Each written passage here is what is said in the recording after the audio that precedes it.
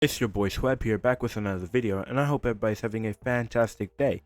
And if you aren't, well, I hope this video can make you feel better to some extent.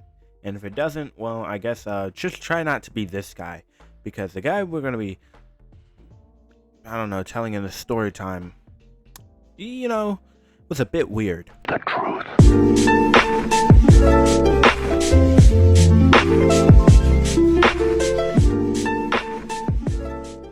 Alright, so this happened back in 6th grade during one of the most stressful times of the year. Now, if you guys know, STAAR tests are they're so stressful. You know, when you're 11 years old, having to play Call of Duty all day and Fortnite. Well, Fortnite didn't even come out yet. I don't think Fortnite came out until like a couple more years, but having to play Minecraft and all this other shit, right? It's so stressful, man. Life is so difficult. But yeah, if you know, you know.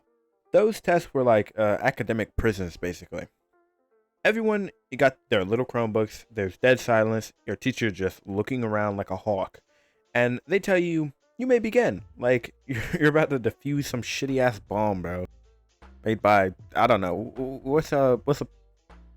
made by like a creeper. I don't know, some shit.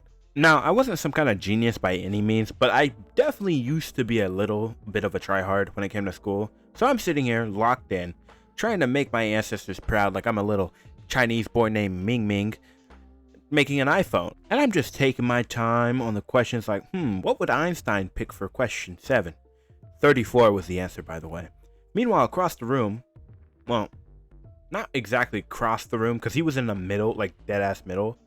But there's this one kid, right? Let me explain this kid real quick. He's not just your typical weird kid. He's a little bit worse. He's the type of kid who eats highlighter ink and sniffs glue like it's Febreze. And not like, the bottle, right?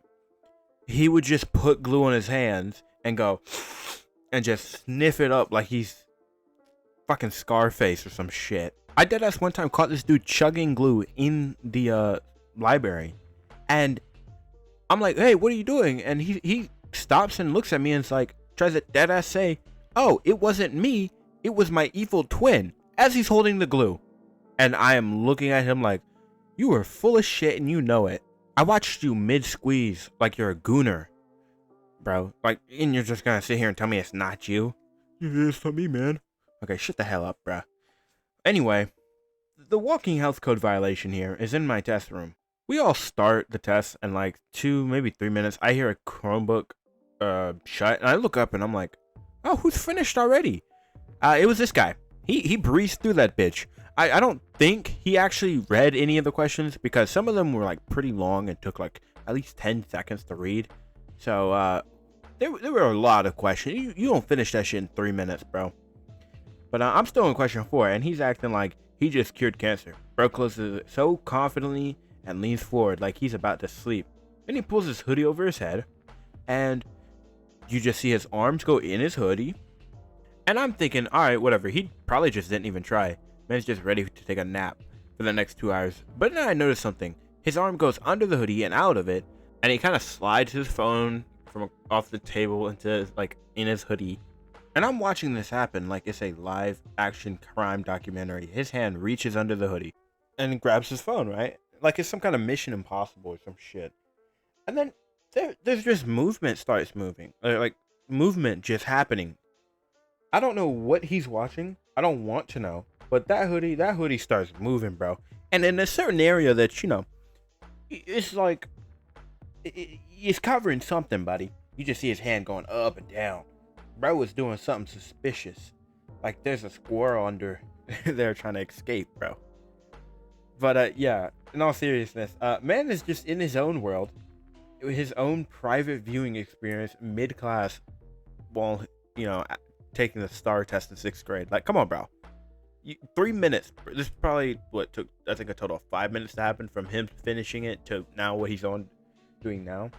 And the worst part, bro, was the feeling of it. Like, you could tell by the sweat, because I look over like 5 minutes later and this man pops his head out of his hoodie like he just fought a demon, and his face is just red and it's just sweaty. He's just so sweaty. I'm like, bro, what the hell are you doing? And then he's he's like looking around as if someone saw him. So I gotta look down, focus on my test.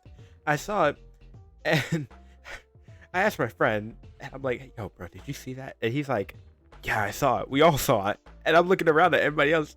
And as the kid like looks back, I guess down at his desk, everybody's like looking at him in a disgusting way. And it doesn't end there, because 5 minutes later, this dude goes back for round 2. He dips his head back into his hoodie like it's a haunted portal or some shit. I'm just sitting there in full disbelief, like, bro, what's the end goal here? Are you trying to set a school record for public shame? Just like, I don't know. I think he really got off on that. And nobody says anything because we're all just trying to survive the STAAR test without any extra added trauma. Eventually, the teacher starts walking around and this man acts like he's asleep. Full on snore emulation. He's trying to throw off any suspicion, and I'm still trying to figure out what question I'm supposed to be on.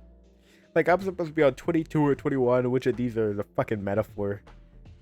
While this man is raging war with his meat under his hoodie. At some point, I think the teacher kind of knew, but just didn't know how to handle it. Because, like genuinely ask yourself, if a kid was beating his meat in your class while you're supposed to be taking a standardized test, not standardized test, but like, one of those kind of tests, what do you do? Like, genuinely, what the fuck are you supposed to do? Because I wouldn't even just do anything. I'd probably just walk out and go to the hallway or some shit. As a teacher, it'd just be weird to try and like stop it, bro.